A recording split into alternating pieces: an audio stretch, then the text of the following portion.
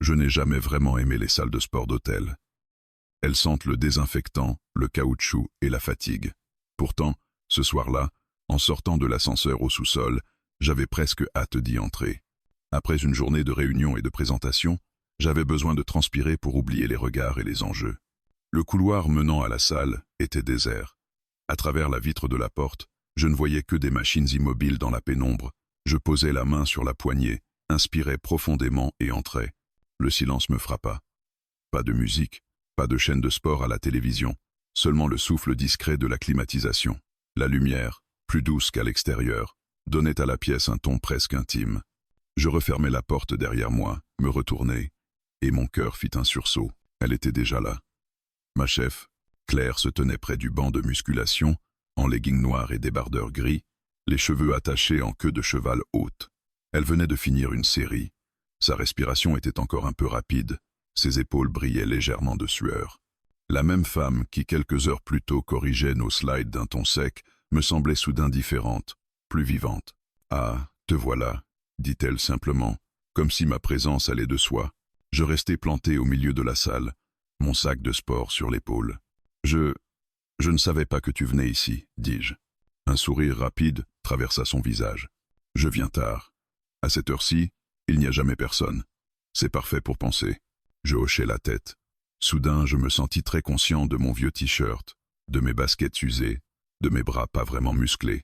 Elle, même en tenue simple, dégageait la même assurance que dans la salle de réunion. « Pose tes affaires là, » dit-elle en désignant un banc. « On va travailler. »« Travailler » répétai-je. Elle s'approcha, attrapa une serviette et l'appuya quelques secondes sur sa nuque. « Pas des dossiers, rassure-toi. On va travailler sur toi. Tu veux te dépasser, non ?» Au bureau, elle me répétait souvent que j'avais du potentiel, que je manquais d'audace. Entendre ça ici, dans cette salle presque vide, me troubla davantage que je ne le pensais. Pourtant, une partie de moi était curieuse. Je posai mon sac, fis quelques rotations d'épaules. Mon dos était raide. Claire sortit d'un petit sac une bouteille d'eau et un chrono. Même ici, elle organisait tout. « Tu fais quoi d'habitude ?» demanda-t-elle. « À part courir après les deadlines. Un peu de course. Rien de structuré, avouai-je. » Elle hocha la tête. « Ça se voit. Tu tiens la pression mentale, mais pas la physique. Tu te fatigues trop vite. » Je pensais à mes bâillements en réunion, à mon dos douloureux chaque soir. Elle n'avait pas tort. « Je peux t'aider, » dit-elle. « Si tu veux vraiment aller plus loin. » Je croisai son regard. « D'accord, » répondis-je. « Je suis preneur. »« Parfait. Prends ces haltères. » Je saisis une paire d'haltères légers. Elle se plaça derrière moi, si près que je sentais presque sa présence. « Lève les bras, » me dit-elle. Je m'exécutais. « Stop, » ajouta-t-elle aussitôt. « Tu creuses trop le dos. » Ses mains vinrent se poser sur mes omoplates, puis sur ma taille pour redresser ma posture. Son geste était précis, mais inhabituel pour moi. J'essayais de me concentrer sur ses consignes. « Tiens droit, respire, ne bloque pas tout. Tu montes, tu descends, mais le centre reste stable, » dit-elle. Je recommençai le mouvement. Sous son regard, rien ne passait inaperçu. Au bout de quelques séries, mes épaules brûlaient. « Tu vois ?» dit-elle. « Tu as de la marge. Tu t'arrêtes trop tôt, comme au travail. » La remarque me toucha. « Tu trouves que je me limite ?» demandai-je. « Je sais que tu te limites, » répondit-elle. « Je te vois tous les jours. » Elle enchaîna aussitôt. « Viens, on passe au rameur. » Je la suivis. La salle restait vide, et cette absence des autres donnait à chaque geste une importance particulière. Elle ajusta les sangles autour de mes pieds, se redressa et posa une main sur la poignée de la machine. « Le mouvement part des jambes et du dos, pas des bras, » dit-elle. « Tu t'appuies sur une base solide, comme sur un argument en réunion. Tu arrives vraiment à tout ramener au boulot, » soufflai-je. « C'est mon métier, allez rame. » Je me mis en mouvement. Au début, je me concentrais sur la technique, puis la chaleur monta. Mon souffle s'accéléra, mes cuisses commencèrent à brûler. Claire restait à côté de moi, les yeux fixés sur chacun de mes gestes. « Plus fort », ordonna-t-elle. « Tu peux encaisser plus que ça. » J'augmentai le rythme. Le bruit régulier de la machine remplissait la salle.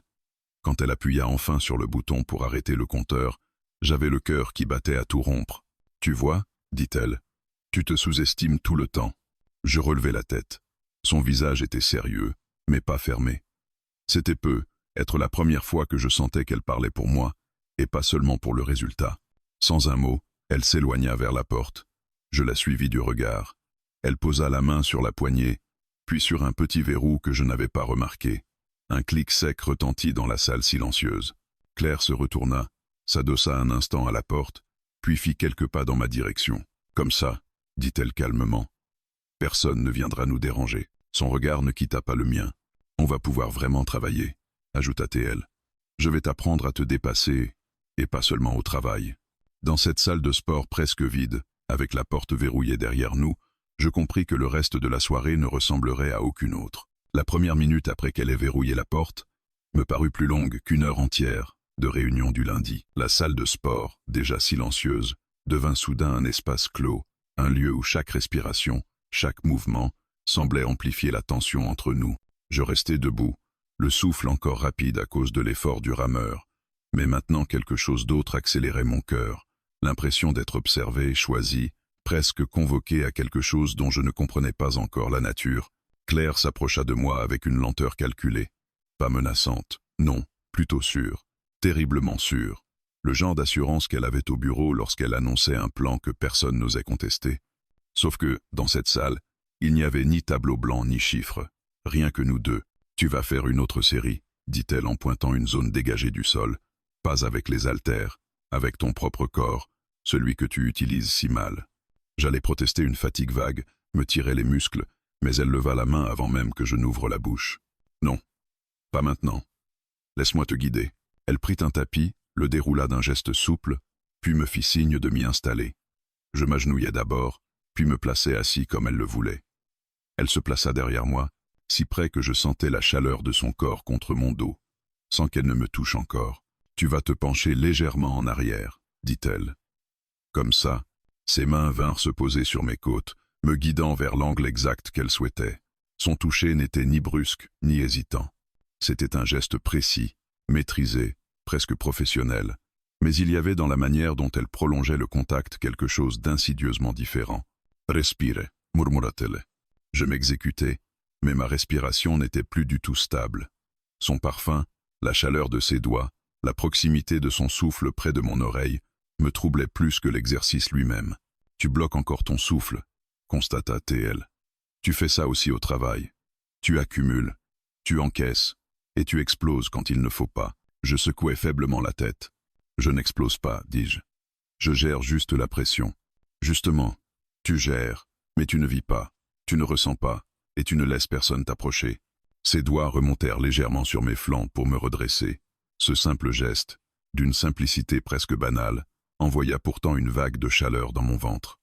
Je sentis ses genoux encadrer mes hanches lorsqu'elle s'installa juste derrière moi pour mieux soutenir mon dos. « On recommence », dit-elle. Doucement, je suivis le mouvement, mais ma concentration n'était plus sur le sport. Elle glissa une main sur mon torse pour vérifier la stabilité de mon centre. Une fois encore, son geste se justifiait par l'exercice, mais sa paume resta contre moi un peu plus longtemps qu'il ne fallait. « Voilà », murmura-t-elle. « Là, tu commences enfin à sentir ton propre corps. » Je déglutis. « J'entraîne mon corps depuis des années. »« Non », coupa-t-elle. « Tu l'utilises. Ce n'est pas pareil. » Je sentis sa main remonter jusqu'à mon épaule, puis descendre sur mon bras, lentement, comme si elle analysait chaque tension, chaque muscle trop crispé. « Tu es tendu, » dit-elle. « Tout le temps. Même ici. Même maintenant. J'essaie juste de bien faire les choses. » « Tu essaies toujours de bien faire les choses. Mais tu n'essaies jamais de les sentir. » Elle passa devant moi, s'accroupit pour me regarder droit dans les yeux. À cette distance, je voyais les petites perles de transpiration le long de sa tempe, la lueur déterminée dans son regard et autre chose. Une curiosité, une attention, être même une forme de désir maîtrisé. « Allonge-toi sur le dos, » dit-elle. « Je vais te montrer. » Je m'allongeai. Elle se pencha au-dessus de moi, les mains posées de chaque côté de ma tête, comme si elle créait une cage autour de moi. Même si elle ne me touchait pas, la sensation d'être enveloppée par sa présence était presque écrasante. « Lève les jambes, » dit-elle. Lentement, je m'exécutais. Mes abdominaux tremblèrent aussitôt. « Tu vois ?» dit-elle d'une voix basse. « Tu forces, tu résistes, tu n'écoutes pas ton corps. » Elle posa 2 doigts sur mon ventre pour y ressentir la tension. Je retins un frisson. « Relâche », ordonna-t-elle, mais la proximité de sa main rendait le relâchement presque impossible. Elle dut le sentir, car elle glissa la paume de sa main entière sur mon abdomen, appuyant juste assez pour me stabiliser. Voilà. Respire. Lâche un peu prise. Je fermai les yeux un instant. C'était trop. Trop intense. Trop proche. Trop intime. Claire, je ne suis pas sûr que... Chut, coupa-t-elle doucement. Je sais exactement jusqu'où aller. Elle se déplaça pour se mettre à genoux à côté de moi, sa main toujours posée sur mon abdomen. Tu n'as aucune idée, reprit-elle d'une voix presque murmurée, de ce dont tu es capable quand tu cesses de t'auto-limiter. Elle me fit enchaîner plusieurs mouvements, tous exigeants, tous accompagnés de corrections où ses doigts glissaient sur mes hanches, mon ventre, parfois mon torse. À chaque exercice, elle se rapprochait un peu plus. À chaque correction, son souffle semblait effleurer ma peau. Puis elle se releva et dit « Debout, on va faire quelque chose de plus dynamique. » Je obéis. Elle s'approcha par derrière, attrapant mes avant-bras pour m'aider à garder l'équilibre dans un mouvement d'étirement. Son torse toucha légèrement mon dos. Je me raidis malgré moi. « Relax, » murmura-t-elle. « Je ne vais pas te casser. » Elle fit glisser ses mains le long de mes bras jusqu'à mes poignets, puis remonta lentement, très lentement, ses doigts épousant chaque ligne musculaire. Je ne savais plus si elle m'entraînait ou me testait. Je ne savais plus si je devais fuir ou me laisser guider. Et pourtant, je ne bougeais pas. Tu vois, souffla-t-elle à mon oreille. Je t'observe depuis longtemps. Et pas seulement quand tu fais des présentations. Mon souffle se bloqua. Tu m'observes? Elle sourit. Bien sûr. Tu crois que je ne remarque pas ta manière de te tenir trop droit, d'éviter le contact, de cacher ce que tu ressens? Elle se plaça devant moi, très près. Tu crois que j'ai invité n'importe qui ici, à cette heure-ci? Je restai muet. Elle leva doucement la main et effleura ma mâchoire du bout des doigts. Non. Si je t'ai amené ici, c'est parce que je sais que tu peux aller plus loin. Elle recula d'un pas, mais sans rompre le contact visuel. Et crois-moi, ce que je vais t'apprendre n'a rien à voir avec des rapports ou des présentations. Son sourire, cette fois, n'avait rien de professionnel. La séance venait à peine de commencer, et je savais que je n'étais absolument pas prêt pour ce qui allait suivre. Je restai quelques secondes immobile, comme si mes muscles avaient soudain oublié comment fonctionner. La dernière phrase de Claire résonnait encore dans ma tête, plus forte que le bourdonnement de la climatisation. Je la regardais s'éloigner de moi, ses pas silencieux sur le parquet de la salle de sport, et chaque mouvement semblait conçu pour troubler, pour attirer, pour provoquer un mélange étrange de respect et d'envie. Elle s'arrêta près d'un miroir mural, attrapa son élastique à cheveux et resserra sa queue de cheval d'un geste vif. Ce simple mouvement fit glisser une fine mèche contre sa joue, donnant à son visage une fragilité éphémère, contrastant avec la force qu'elle affichait depuis le début de la soirée. « On continue », dit-elle sans se retourner. Il y avait dans sa voix une certitude glaciale, presque impossible à contester. Pas autoritaire comme au bureau, mais assurée, intime, dangereusement proche de quelque chose que je n'étais pas prêt à nommer. Je m'approchai lentement, mes jambes encore tremblantes, non pas à cause de l'exercice, mais à cause d'une nervosité nouvelle, presque brûlante. Elle se tourna vers moi et planta ses yeux dans les miens. « Mets-toi au sol. » Je m'exécutai. Le tapis sous mes mains était tiède. Elle s'accroupit devant moi et posa sa main sur mon sternum pour m'empêcher de trop me redresser. La pression était légère, presque douce, mais elle suffisait à me maintenir au sol. Mon souffle se bloqua sans que je le veuille. Elle inclina légèrement la tête, comme si elle observait la moindre réaction de mon corps. « Tout sens ?» demanda-t-elle. Je fis un signe de tête. Je ne savais même pas ce que je répondais. La pression, la chaleur, la proximité, tout se mélangeait. Elle déplaça lentement sa main de mon sternum à ma clavicule, puis à mon épaule, comme si elle cartographiait les zones de tension. Ses doigts glissaient, analytiques mais troublants. Je ne savais plus si elle corrigeait ma posture, ou si elle cherchait autre chose, un accès, une réaction, une permission. « Tu trembles ?» dit-elle. Je viens de faire plusieurs séries. » « Non, » coupa-t-elle. « Pas ce genre de tremblement. » Ses doigts effleurèrent la ligne de mon cou, puis redescendirent sur mon torse. Je sentis chaque pression comme un courant qui traversait ma peau. L'air me manquait un peu, pas par manque d'oxygène, mais par surcharge sensorielle. « Redresse-toi » ordonna-t-elle. Je me redressai, assis, les jambes croisées devant moi. Elle s'installa face à moi, si près que nos genoux se frôlaient presque. Elle posa ses deux mains sur mes épaules. Je sentis la chaleur de ses paumes se diffuser à travers le tissu léger de mon t-shirt. « Tu gardes toujours tout à l'intérieur » dit-elle en pressant légèrement mes épaules. « Tu respires mal. Tu te contractes, tu te protèges. Tout le temps. Je baissai un peu les yeux. Je ne pense pas que ce soit vrai. Elle glissa une main sous mon menton et me força doucement à relever la tête.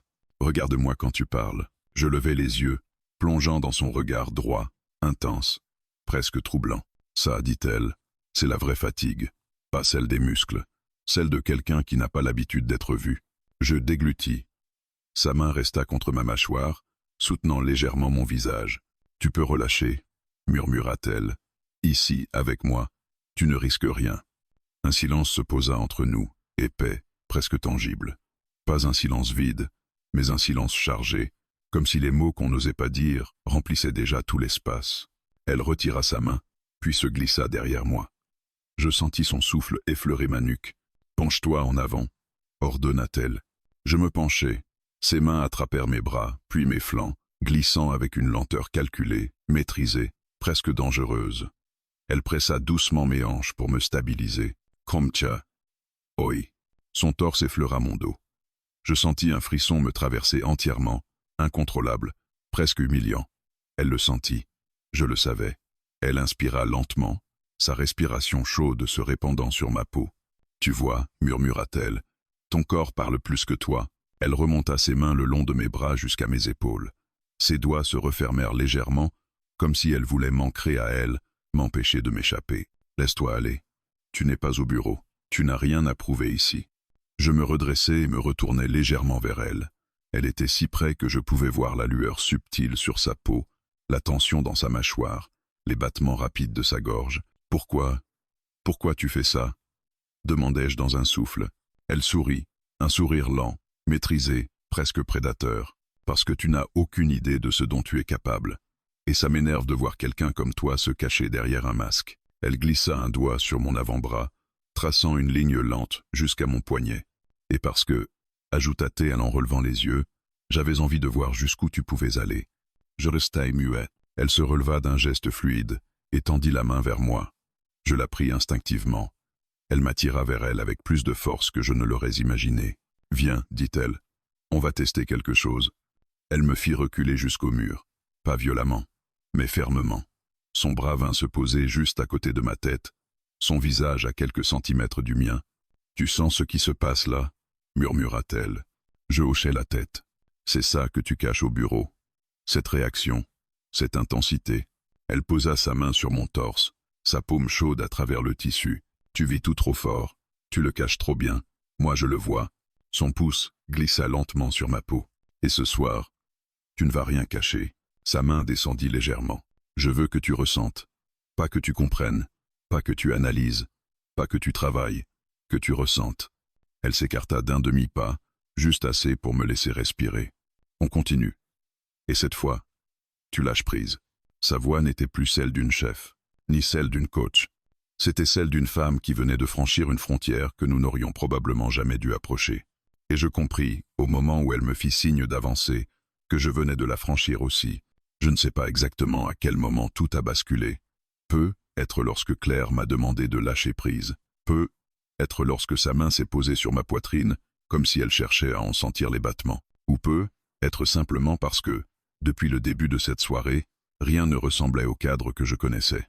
Ici, dans cette salle de sport vide, nos rôles s'effilochaient peu à peu, laissant quelque chose de brut, d'humain, d'inévitable prendre la place. Elle se tenait à quelques pas devant moi, le souffle maîtrisé, mais son regard, lui, vibrait d'une tension que je n'avais jamais vue chez elle. C'était comme si elle me révélait une version d'elle-même qu'aucun bureau, aucune réunion, aucune hiérarchie ne pouvait contenir. « Viens ici », dit-elle enfin. Je m'avançai, un pas, puis deux. J'avais l'impression que chaque mètre réduisant la distance entre nous augmentait la chaleur dans la pièce.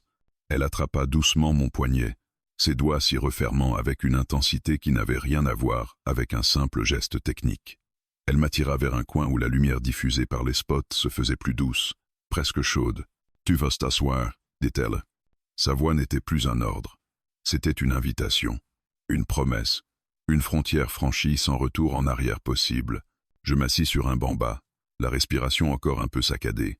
Elle se plaça devant moi, posa un genou sur le banc et me surplomba légèrement. Son visage était tout près du mien, si près que je pouvais discerner la fine goutte de sueur qui glissait lentement le long de sa tempe. Regarde-moi. Je levai les yeux. Elle me fixa sans ciller, comme si elle cherchait à lire au travers de moi, à percer une forteresse que je m'étais érigée sans même m'en rendre compte. C'est ça, dit-elle en murmurant presque. Ne te cache pas. Sa main vint se glisser lentement derrière ma nuque. Son pouce effleura la peau juste sous ma mâchoire, dessinant une ligne invisible qui m'envoya un frisson dans tout le corps. Je sentis mes mains devenir moites. Mon souffle se coupait une seconde. Tu vois, souffla-t-elle, quand tu arrêtes de te protéger, tu deviens vrai, vivant. Elle rapprocha encore son visage du mien, pas pour m'embrasser, pas encore. C'était plus subtil, plus déstabilisant. Elle me frôlait presque, comme si elle attendait que je comprenne quelque chose que je n'avais jamais voulu regarder en face. Puis, dans un mouvement lent et parfaitement contrôlé, elle fit glisser son autre main sur mon épaule. Ses doigts y restèrent ancrés, fermes mais doux. Depuis des mois, dit-elle, je t'observe lutter contre toi-même. Tu veux plaire, tu veux réussir, tu veux être parfait, et tu t'épuises à refuser ce que tu ressens vraiment. Je déglutis. Je ne sais pas de quoi tu parles. Un sourire presque tendre, presque triste, étira ses lèvres. Tu sais très bien. Sa main quitta ma nuque et descendit le long de ma gorge, s'arrêtant au niveau de mon sternum. Ma respiration devint plus lourde. Je ne savais plus si j'avais peur ou si je désirais cette proximité avec une intensité que je n'avais jamais avouée, même à moi-même. Tu n'as pas besoin d'être fort ici, continua-t-elle. Pas avec moi. Elle appuya légèrement sa paume sur mon torse, me poussant à me pencher en arrière. Je m'appuyai sur mes mains derrière moi. Elle se rapprocha encore, réduisant l'espace entre nos corps jusqu'à ce que je sente la chaleur de son souffle sur ma joue. Lâche prise, répéta-t-elle. Je fermai les yeux une seconde, pas pour fuir, pour laisser tomber la façade. Quand je les rouvris, elle était encore là, plus proche que jamais, son regard plongé dans le mien. Alors quelque chose céda en moi, non pas un contrôle, pas un interdit, mais un poids, un verrou, un réflexe de me protéger que j'avais transporté pendant des années. Je sentis ma respiration changer, devenir moins crispée, moins contrôlée. Claire remarqua immédiatement cette fissure dans ma carapace. « Voilà », murmura-t-elle, « là, tu es toi. » Elle se redressa légèrement et se glissa derrière moi. Ses mains se posèrent sur mes épaules, ses pouces massant les zones tendues avec une précision presque scientifique. Je laissai échapper un souffle que je n'avais pas prévu. Elle se pencha, si près que ses cheveux effleurèrent ma joue. « Tu es épuisé, » dit-elle, « pas physiquement, émotionnellement. » Ses doigts descendirent le long de mes bras, ses paumes enveloppant mes biceps, avec une douceur qui contrastait avec son ton habituel. « Tu portes tout seul des charges que tu ne devrais pas porter. » Je n'avais jamais entendu quelqu'un me dire ça, pas de cette façon, pas avec cette intensité. Elle se plaça alors à côté de moi et s'assit sur le banc, me faisant face. Elle posa sa main sur ma cuisse, lentement, délibérément. Ses doigts serrèrent légèrement, comme pour me ramener à elle, pour m'empêcher de replonger dans ma tête. « Tu n'as pas idée de ce que ça m'a fait, » dit-elle d'une voix presque fragile, « de te voir te noyer au travail sans jamais demander d'aide. Ce n'était plus du coaching, ce n'était plus du management. C'était une confession. Et tu n'as pas idée de ce que ça m'a fait, ajouta-t-elle en inclinant la tête vers moi, de te voir chaque jour te battre contre toi-même. » Je restai figé. Ces mots me traversaient avec une force qui surpassait tout ce que je pouvais imaginer. Elle inspira profondément, comme si elle aussi franchissait une ligne invisible. « Je ne vais pas faire semblant, » dit-elle. « Plus maintenant. » Elle prit ma main, entrelaça ses doigts aux miens. La chaleur de sa peau contre la mienne me fit trembler. Ce que je ressens, ce n'est plus professionnel. Ça ne l'a plus été depuis longtemps. Elle approcha son front du mien, le touchant légèrement. Un contact minuscule, mais qui fit exploser tout le silence autour de nous. « Et toi non plus, » murmura-t-elle. « Tu ne fais plus semblant ce soir. » Le temps sembla s'arrêter. Plus de hiérarchie, plus de règles, plus de raisons. Juste deux personnes qui ne savaient plus comment revenir à l'avant. Dans cette salle de sport vide, avec nos souffles qui se mêlaient et nos mains serrées l'une contre l'autre, je compris que nous venions de franchir un point de non-retour, et que rien de ce qui suivrait ne serait jamais anodin. Le silence qui suivit fut si profond qu'on aurait presque entendu les battements de nos cœurs se répondre. Pendant quelques instants, nous restâmes simplement là, immobiles, les fronts encore presque collés, nos respirations rythmant la même cadence. C'était étrange. Le monde extérieur semblait avoir disparu. Plus de réunions, plus de responsabilités, plus d'enjeux politiques au bureau. Rien que nous deux, enfermés dans cette salle de sport devenue soudain trop petite, trop chaude, trop chargée. Claire fut la première à s'éloigner, mais ce fut un mouvement lent, presque hésitant, comme si elle luttait contre quelque chose qu'elle avait finalement décidé de ne pas fuir. Elle passa une main dans ses cheveux pour calmer une mèche rebelle et inspira profondément. Sur son visage, je vis un mélange contradictoire. Une forme d'apaisement, mais aussi une tension nouvelle, plus grave. « Assieds-toi », dit-elle enfin d'une voix basse. Je m'assis, le souffle encore un peu court. Elle prit place juste à côté de moi, si près que nos épaules se frôlaient. Pourtant, malgré la proximité, quelque chose avait changé, une sorte de recul intérieur, une distance émotionnelle qu'elle tentait maladroitement de rétablir. « Ce qui vient de se passer, » commença-t-elle, avant de laisser sa phrase mourir. Elle chercha ses mots. Voir Claire chercher ses mots était plus perturbant que tout ce qui s'était produit ce soir. « Ce n'était pas prévu, » dit-elle finalement. Je souris faiblement, sans ironie. Rien de ce qui s'est passé depuis que tu as verrouillé la porte n'était prévu. Elle tourna la tête vers moi. Son regard n'avait plus rien de calculé ou de dominateur. C'était celui d'une femme qui venait de franchir une frontière qu'elle s'était jurée de respecter. « Je n'aurais pas dû, » dit-elle. Je secouai doucement la tête. « Tu n'as rien imposé. Tu sais très bien que je… » Je n'achevai pas la phrase. Je ne savais même pas comment la finir. Elle posa soudain sa main sur mon bras, un geste spontané, presque instinctif. « Nedesrin, coupa-t-elle, passe maintenant. » Son pouce caressa machinalement ma peau, comme si elle essayait de calmer à la fois ma confusion et la sienne. « Je dois être claire, » dit-elle en insistant sur le mot. « Je ne veux pas que tu croies que j'ai profité de toi. Tu ne l'as pas fait, » répondis-je aussitôt. « Si quelqu'un a franchi une limite ce soir, c'est nous deux. » Elle inspira longuement, comme soulagée d'entendre ces mots. Pourtant, l'ombre de l'inquiétude restait visible sur son visage. « Ce qui m'inquiète, » murmura-t-elle, « ce ne sont pas les règles. Pas vraiment. » Elle marqua une pause, le regard perdu sur un point invisible devant nous. « C'est ce que je ressens. Ce que ça réveille en moi. Ce que ça change. » Je la regardai, déstabilisé. « Qu'est-ce qui ça change ?» Elle tourna lentement la tête vers moi et plongea ses yeux dans les miens. « Tout !» Ce simple mot fit vibrer quelque chose en moi, comme si je venais de recevoir une vérité que je n'étais pas encore prêt à gérer. Je sentis ma gorge se serrer. Claire se leva soudain, comme si elle avait besoin de mouvement pour empêcher son esprit de se refermer. Elle fit quelques pas vers les machines, posa ses mains sur un vélo elliptique, la tête penchée vers le sol, son dos tendu, révélait une bataille silencieuse qu'elle ne voulait pas me laisser voir. Je me levai lentement et m'approchai. « Claire !» Elle leva une main pour m'arrêter. « Laisse-moi juste. » « 1 minute. » Je me tus. Elle inspira profondément, comme pour contenir une émotion qu'elle refusait de laisser éclater. « Je gère des équipes, des crises, des ambitions, des conflits, » dit-elle. « J'ai l'habitude du contrôle. J'ai même besoin du contrôle. » Elle releva enfin la tête. « Mais toi, tu as brisé quelque chose ce soir, quelque chose que je ne savais pas si fragile. » Je restais figé. Je n'avais jamais imaginé que quelqu'un comme elle, si forte, si structurée, si imperturbable, pouvait ressentir ce genre de vulnérabilité. Elle revint vers moi, mais cette fois avec un pas plus lent, plus incertain. « Quand je t'ai vu t'effondrer sous la pression ces derniers mois, quand je t'ai vu te battre contre toi-même, j'ai eu envie d'intervenir. » Elle marqua une pause, et pas comme une chef, pas comme une mentor, mais comme quelqu'un qui tient à toi. « Je sentis mon cœur se serrer. » Je ne savais pas. Un sourire triste se forma sur ses lèvres. « Je ne voulais pas que tu le saches. Ça aurait tout compliqué. » Elle s'assit de nouveau, mais cette fois un peu plus loin, comme si elle cherchait un équilibre entre distance et proximité. « Ce soir, » continua-t-elle, « j'ai voulu t'aider à te dépasser, physiquement, mentalement, mais je n'avais pas prévu de me perdre avec toi. » Elle passa une main sur son front, essuyant une trace de sueur et de stress. « Et maintenant, je ne sais pas où on en est. » Je m'assis en face d'elle. La voir ainsi vulnérable, hésitante, presque fragile me bouleversait. J'avançai doucement ma main et la posai sur la sienne. Elle ne la retira pas. « Qu'est-ce que tu veux que je dise ?» demandai-je. Elle ferma les yeux un instant. « Ah, rien.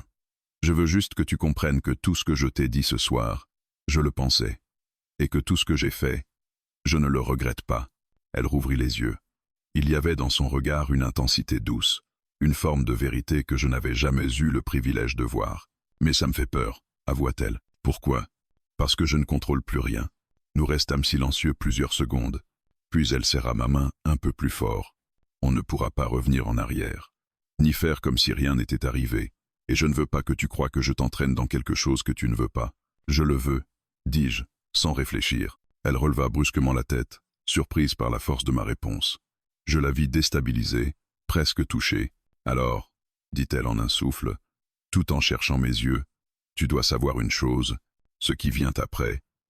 Ce n'est plus un jeu, ni un accident, ni un moment perdu dans une salle de sport vide. Elle se rapprocha, lentement. C'est un choix. Ton choix. Mon choix. Celui qui va tout changer. Et dans cette pièce silencieuse, tandis que nos mains restaient enlacées, je compris que la peur, le désir, la confusion, tout ce qui tourbillonnait en nous, n'était que le début de ce qui allait suivre. La salle de sport était devenue un cocon clos, coupé du monde, un espace où le temps semblait ralentir, où chaque respiration, chaque geste, prenait une ampleur démesurée. Pourtant, malgré la chaleur de la pièce, un frisson me traversa, peut-être parce que je savais que ce qui allait se jouer maintenant n'avait plus rien à voir avec l'entraînement, ni avec un moment d'égarement. Il s'agissait d'un choix, et les choix qui redessinent une vie ont toujours quelque chose d'effrayant. Claire relâcha doucement ma main et se leva, marchant lentement dans la pièce. Ses pas résonnaient faiblement sur le parquet, comme si chacun d'eux représentait une question qu'elle se posait elle-même. Elle s'arrêta devant le miroir mural et inspira profondément. Son reflet semblait la regarder avec la même gravité qu'elle se portait à elle-même. « Je dois être honnête avec toi », dit-elle finalement sans se retourner. Sa voix n'était plus ferme ni assurée. Elle vibrait d'une fragilité nouvelle, comme si elle dévoilait une cicatrice soigneusement cachée. Elle posa une main sur la barre du tapis de course, pas pour s'y appuyer, mais comme si elle avait besoin d'un point d'ancrage pour ne pas vaciller. Ce soir, ça n'aurait jamais dû arriver selon les règles, mais ça serait arrivé quoi qu'il arrive, parce que j'ai traversé trop de jours à essayer d'ignorer ce que je ressens. Elle tourna enfin la tête vers moi. Une lueur indéfinissable traversa son regard. Je ne veux plus ignorer ça. Je me levai, m'approchai lentement d'elle. À mesure que je réduisais la distance, je voyais ce qu'elle tentait encore de masquer, une peur profonde. Pas de perdre son statut, ni son autorité. Non, une peur plus intime, plus douloureuse. Celle de laisser quelqu'un entrer dans un espace en elle qu'elle avait verrouillé depuis longtemps. « Tu as peur », dis-je doucement. Elle tressaillit légèrement. « Bien sûr que j'ai peur. Je ne contrôle rien de ce qui se passe en moi depuis que tu es entré dans cette salle, et je déteste ne pas contrôler. » Je restai silencieux. Sa sincérité me frappait plus fort que n'importe quel contact physique. Mais, ajouta-t-elle, ce n'est pas la peur qui m'inquiète le plus. Elle se rapprocha, un pas puis un autre, jusqu'à ce qu'elle soit suffisamment proche pour que je sente le souffle tremblant qu'elle essayait pourtant de maîtriser. Ce qui m'inquiète, c'est que je veux ce qui se passe entre nous. Trop. Son aveu se répandit dans l'air comme une vérité irréversible. « Je sentis ma gorge se serrer. » Alors pourquoi me dis-tu tout ça comme si c'était une mauvaise chose? Elle détourna les yeux un instant, comme si elle cherchait les mots justes. Parce que vouloir quelqu'un n'est pas difficile. Ce qui est difficile, c'est d'accepter les conséquences. Les miennes, les tiennes, celles de notre travail. Elle marqua une pause. Je ne veux pas ruiner ta carrière. Je ne veux pas que tu penses que ce qui se passe entre nous te met dans une position fragile. Ou pire, que je pourrais te nuire. Je m'approchai davantage, jusqu'à ce que mes doigts effleurent les siens. Je ne suis pas fragile, murmurai-je. Elle ferma les yeux une seconde, comme si mes mots la touchaient au cœur. Non, dit-elle, tu es bien plus fort que tu ne le penses. C'est justement pour ça que j'ai peur, parce que tu pourrais me faire tomber. Cette phrase, lancée comme une confession arrachée à contre-cœur, me frappa avec une force inattendue.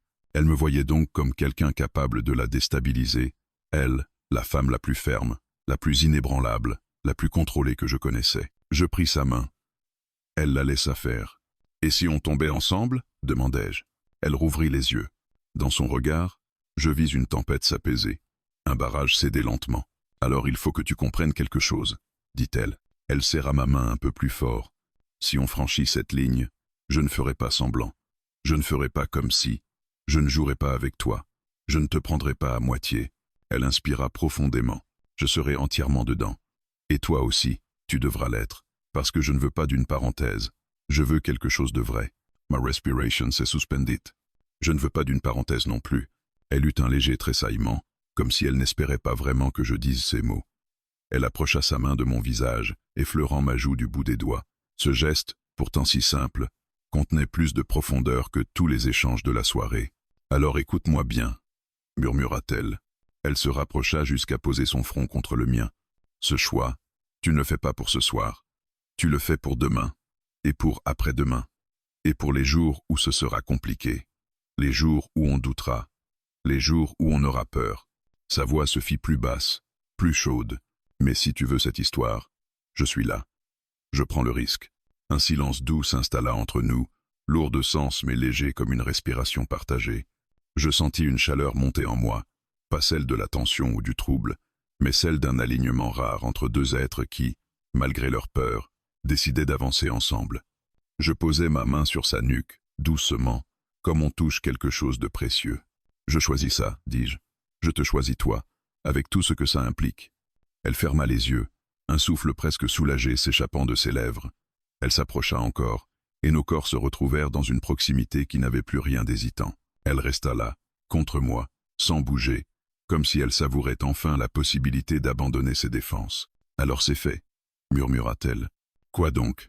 Le point de non-retour. » Elle ouvrit les yeux, un sourire lent se dessinant sur son visage, mais un sourire vrai, pas celui qu'elle affichait dans les réunions. On vient de changer nos vies. Ici, ce soir, dans une salle de sport vide, et alors que je passais mes bras autour d'elle, alors qu'elle se laissait aller contre moi sans résistance, je compris que oui, rien ne serait plus jamais comme avant. Ni pour elle, ni pour moi, ni pour nous.